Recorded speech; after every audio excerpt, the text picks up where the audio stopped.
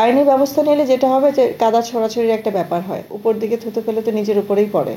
আমি আসলে জানি না 5 কোটি টাকা কিভাবে লস হবে। আচ্ছা আপু, আমরা দেখেছি যে সিনেমা সংশ্লিষ্ট কেউ কেউ ইচ্ছাকৃতভাবেই আসলে বরবাদ নিয়ে অপপ্রচার চালিয়েছে। আবার কেউ বলছে আপনার এই ছবি কয়েক কোটি টাকা লস করবে। তো সেখানে আপনার আইনজীবী থাকা সত্ত্বেও আপনি কেন তাদের বিরুদ্ধে আইনি ব্যবস্থা নিচ্ছেন না? দেখুন, আমি আইনি ব্যবস্থা নিলেই নিতে পারি, আইনি ব্যবস্থা তো অনেকের জন্যই নেওয়া যায়। তো আমি মনে করি যে যারাই আমার সিনেমার ব্যাপারে কথা বলেছেন, এফডিসি থেকে হোক বা এফডিসির বাইরে হোক, অনেকে অনেকভাবে এটা ক্ষতি করার চেষ্টা করেছেন, যেটা আমার কাছে একদম প্রুফ সহ আছে। আমি হয়তোবা সময় হলে কখনো ওনাদের সাথে নিজে বসে হয়তোবা কথা বলে নেব।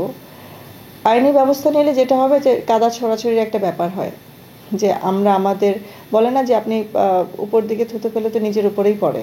ওয়ালটন আবারও মিলিনিয়ার অফারে ওয়ালটন ফ্রিজ কিনে আপনিও হয়ে যেতে পারেন মিলিয়নিয়ার। তো দিন শেষে তো আমরা সব একই জায়গার মানুষ, এফটিসি বলেন বা অন্য কারো। তবে এটা এটা আমি বলবো যে এটা ওনারা করেছেন, ভুল করেছেন। আমি ওনাদেরকে একটা সুযোগ দিতে চাই যে যারাই কথা বলেছেন সিনেমাটাকে নিয়ে বা সিনেমাটার একটা প্রিভিউর পরে বাইরে এসে কথা বলেছেন, যেটা আসলে উচিত না। আপনাদেরকে খুব সিক্রেটলি একটা জিনিস দেখানো হয়। আপনারা যেহেতু সমিতির ভিতরে থাকেন, এফটিসির ভিতরে থাকেন, আপনাদের একটা কমিটি আছে, কমিটির ভিতর থেকে দেখানো হয় একটা ট্রাস্ট নিয়ে। সেখানে কোনো এনডিএ সাইন করা হয় না।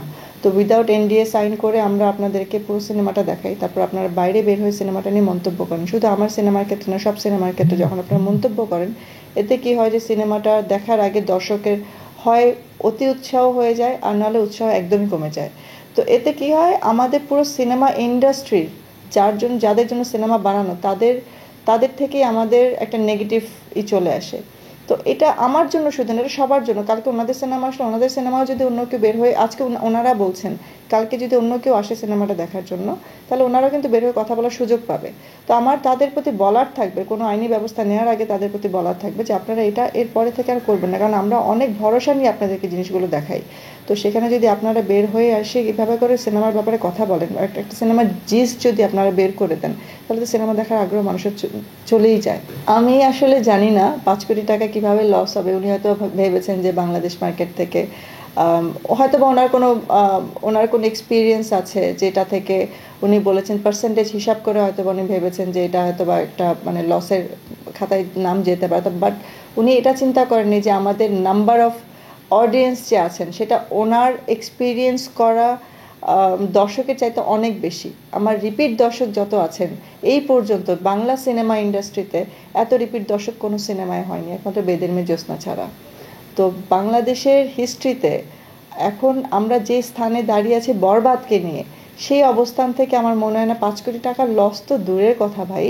এটা আপনি যে হিসাবে করেছেন, হিসাবটা আসলে একটু ভুল ছিল, ক্যালকুলেশনটা ভুল ছিল। আমাদের কিন্তু অডিয়েন্সের সংখ্যা অনেক বেড়েছে আগের চাইতে। আপনার হিসাবের যে অডিয়েন্স ছিল ওই হিসাবের চাইতে অনেক বেড়েছে। তো সেখানে 5 কোটি টাকা লসের কোনো কথাই এখানে প্রশ্নই আসে না সেখানে। আর যদি কোনো কারণে আমার মনে হয় যে আমার প্রফিট কম হচ্ছে, আমি সবার আগে আপনার সাথেই শেয়ার করব যে ভাই আমার প্রফিট কম হচ্ছে। বাট লসের কথাটা আসলে এখানে আসবে না। আপনি হয়তো বা ক্যালকুলেশনে ভুল করেছেন, লস এখানে হবে না। আর আমি খুব হিসাব করেই বিজনেসটা শুরু করেছি।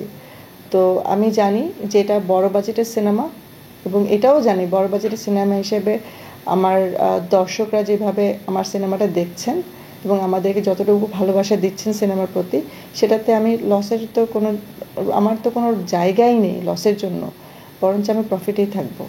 আমি জানাবো আপনাকে ভাই।